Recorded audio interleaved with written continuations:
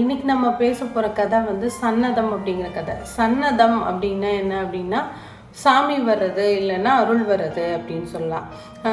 அந்த பொதுவாக என்னன்னா இந்த சாமி வந்து ஆடுறதப்ப வந்து ரொம்ப அதீதமாக சாப்பிட்றது, அதுக்கப்புறம் கத்துறது, அந்த மாதிரிலாம் இருப்பாங்க. அதனால் அதை பார்த்து நம்ம பயப்படுவோம். சின்ன வயசாக இருக்கும்போது அந்த மாதிரி பயந்த நினைவுகள்லாம் எனக்கும் இருக்குது. எங்கள் அம்மா கூட ஒரு அம்மன் கோயிலுக்கு போகும்போது அங்கே சடச்சி அம்மான்னு ஒருத்தங்க இருப்பாங்க. அவங்க இந்த மாதிரி திடீர்னு சாமி வந்து ஆடும்போது நான்லாம் பயந்து நடுங்கி அம்மா பின்னால் போய் ஒளிஞ்சிருக்கேன். அப்போ விபூதி பூசுறதுக்காக கூப்பிடுவாங்க.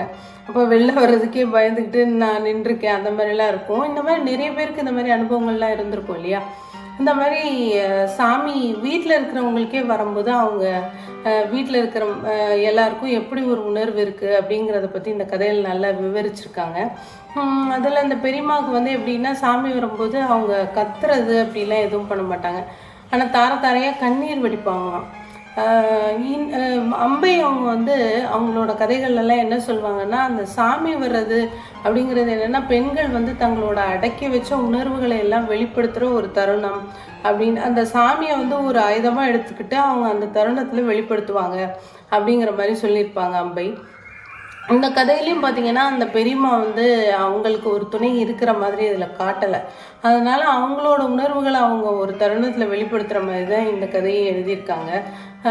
இந்த தொகுப்பில் இருக்கிற எல்லா கதையுமே பெண்மைய கதைகள்.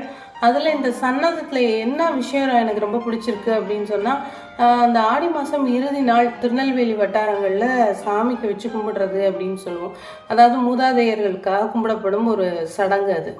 அப்போது அந்த சேலையை வந்து இந்த நூலகம் இருக்க மாதிரி இப்படி முறுக்கி வச்சு அப்படி கும்பிடுவோம். அப்படி கும்பிடும்போது நிறைய வீடுகளில் இருக்கிறவங்களுக்கு வந்து அருள் வரும் அப்படின்லாம் சொல்லுவாங்க.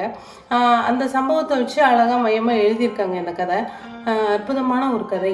அனைவரும் வாசித்து பார்க்கலாம்.